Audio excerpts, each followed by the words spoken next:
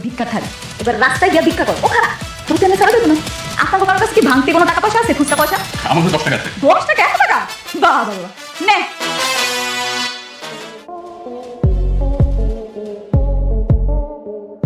তোমার জন্য তো সব কিছু হইতেছে তুমি যদি রাতুল বাবাজির যে কন্টাক্ট ক্যান্সেল না করতে তাহলে তো এই ঝামেলা হতো না তুমি আমাকে কি চাও আপনাদের বাড়িটা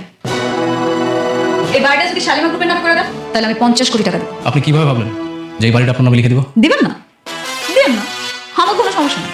আপনি ঋণের দায়ে জেলে পড়ছে মরেন তাহলে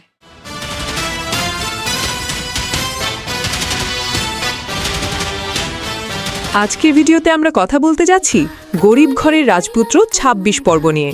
যে পর্বে ছিল একের পর এক ধামাকার টুইস্ট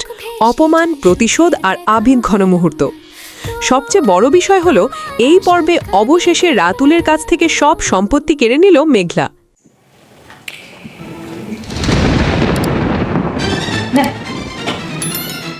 এই যে ভিক্ষা থাকতে দিলা সুন্দর করে ভিক্ষা করে রাখি না আজকের ভিডিওতে আমরা কথা বলতে যাচ্ছি গরিব ঘরের রাজপুত্র ২৬ পর্ব নিয়ে যে পর্বে ছিল একের পর এক ধামাকার টুইস্ট অপমান প্রতিশোধ আর আবেগঘন মুহূর্ত সবচেয়ে বড় বিষয় হলো এই পর্বে অবশেষে রাতুলের কাছ থেকে সব সম্পত্তি কেড়ে নিল মেঘলা তারপর মেঘলা অনিকের বন্ধুকে জানায় অনিকের সকল সম্পত্তি রাতুলের কাছ থেকে ফিরিয়ে নেওয়া হয়েছে এখন মেঘলার সব সম্পত্তি আবার অনিককে ফিরিয়ে দিতে চায় সব মিলিয়ে গরিব ঘরের রাজপুত্র ২৬ পর্বটি ছিল একের পর এক ধামাকা আর বড় বড় টুইস্টে ভরা চলুন পুরো এপিসোডটি বিস্তারিত বিশ্লেষণ করি আর হ্যাঁ ভিডিওর শেষে থাকবে আগামী পর্বের দারুণ আপডেট তাই অনুরোধ করব সম্পূর্ণ ভিডিওটি অবশ্যই শেষ পর্যন্ত দেখতে থাকুন এপিসোডের শুরুতেই আমরা দেখতে পাই মেঘলা খুব সম্মানের সাথে রাতুলকে তার অফিসে ইনভাইট করে রাতুলও আত্মবিশ্বাস নিয়ে মেঘলার অফিসে আসে কিন্তু অফিসে আসা মাত্রই শুরু হয় চরম অপমান এক পর্যায়ে মেঘলা রাতুলের সকল প্রজেক্ট বাতিল করে দেয় এরপর রাতুল মেঘলার কাছে অনুরোধ করতে থাকে মাফ চাইতে থাকে কিন্তু আজকে মেঘলা রাতুলের কোনো কথাই শোনেনি মেঘলা রাতুলের কাছ থেকে সব সম্পত্তি কেড়ে নেয় এবং তাকে চরম অপমান করে অফিস থেকে বের করে দেয় আর সবচেয়ে অপমানজনক বিষয় হলো বের করে দেওয়ার সময় মেঘলা রাতুলের হাতে একটি খালি থালা ধরিয়ে দেয় এবং অপমান করে বলে এখন তুই রাস্তায় গিয়ে ভিক্ষা করে খা সত্যি বলতে এই দৃশ্যটা ছিল পুরো এপিসোডের অন্যতম শক্তিশালী মুহূর্ত কারণ রাতুল এতদিন ধরে মেঘলা আর অনিকের সম্পর্ক নষ্ট করার জন্য একের পর এক ষড়যন্ত্র করেছে আজ অবশেষে সেই সব কিছুর প্রতিশোধ নিল মেঘলা কিন্তু নাটক এখানেই থেমে নেই পরের দৃশ্যে আমরা দেখতে পাই আরও একটি বড় ধামাকা অনিকের চাচা চাচি এবং রাতুল যখন বাসায় বসে আলোচনা করছিল ঠিক সেই সময় সালিমা বিল্ডার্সের কিছু বায়ার পুলিশ নিয়ে তাদের বাড়িতে হাজির হয়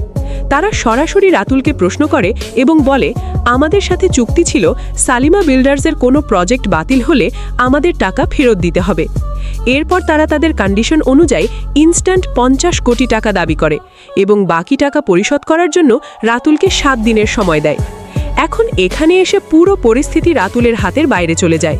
কারণ রাতুল কোনোভাবেই 50 কোটি টাকা ম্যানেজ করতে পারছিল না ঠিক সেই সময় এন্ট্রি নেয় মেঘলা এসে বলে আমি 50 কোটি টাকা দিব কিন্তু মেঘলা একটি বড় শর্তও দেয় শর্তটি ছিল তাদের বাড়িটি মেঘলার নামে লিখে দিতে হবে আর আমরা দর্শক হিসেবে খুব ভালোভাবেই জানি একদিন অনিকের কাছ থেকে প্রতারণা করে এই বাড়িটি লিখে নিয়েছিল রাতুল এবং অনিকের চাচা চাচি আজকে সেই একই বাড়ি কৌশল করে আবার ফিরিয়ে নিল মেঘলা সত্যি বলতে এই দৃশ্যটা ছিল অসাধারণ কারণ এখানে প্রথমবারের মতো আমরা দেখতে পেলাম মেঘলা শুধু আবেগ দিয়ে নয় বুদ্ধি দিয়েও প্রতিশোধ নিচ্ছে এরপর চরম অপমানের সাথে রাতুল সব কাগজে সাইন করে দেয়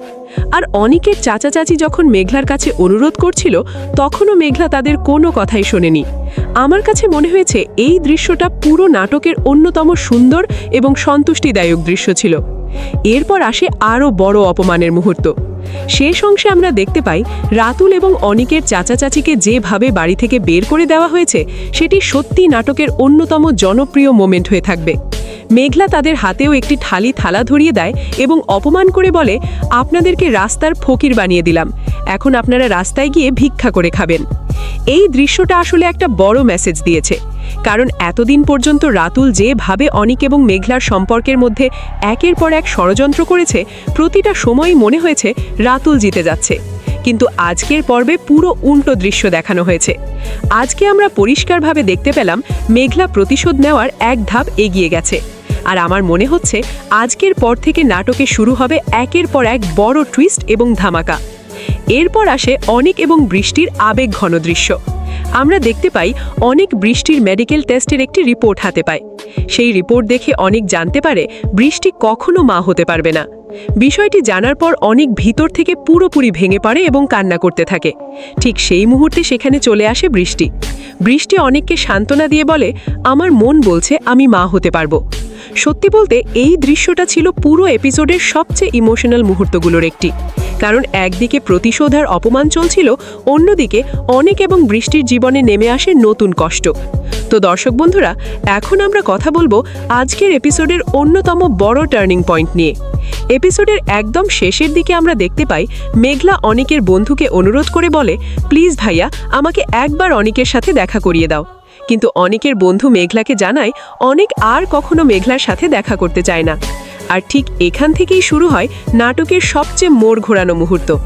আমরা দেখতে পাই মেঘলা অনিকের জন্য ফুল দিয়ে পুরো অফিস সাজায়। এটাই ছিল নাটকের শেষ দৃশ্য,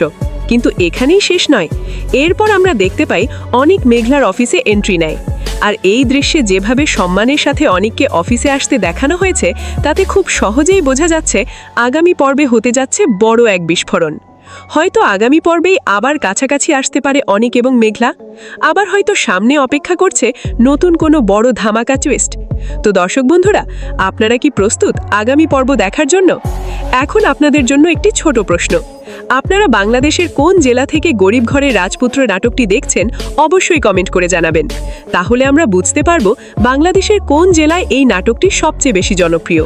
আর হ্যাঁ, গরিব ঘরের রাজপুত্র নাটকের এমন বিস্তারিত রিভিউ আর কোথাও পাবেন না। তাই বড় বড় ধামাকা টুইস্টগুলো মিস করতে না চাইলে এখনই চ্যানেলটি সাবস্ক্রাইব করে রাখুন। ভিডিওটি এখানেই শেষ করছি। দেখা হবে পরবর্তী আপডেট ভিডিওতে। ততক্ষণ সবাই ভালো থাকবেন। আল্লাহ হাফেজ।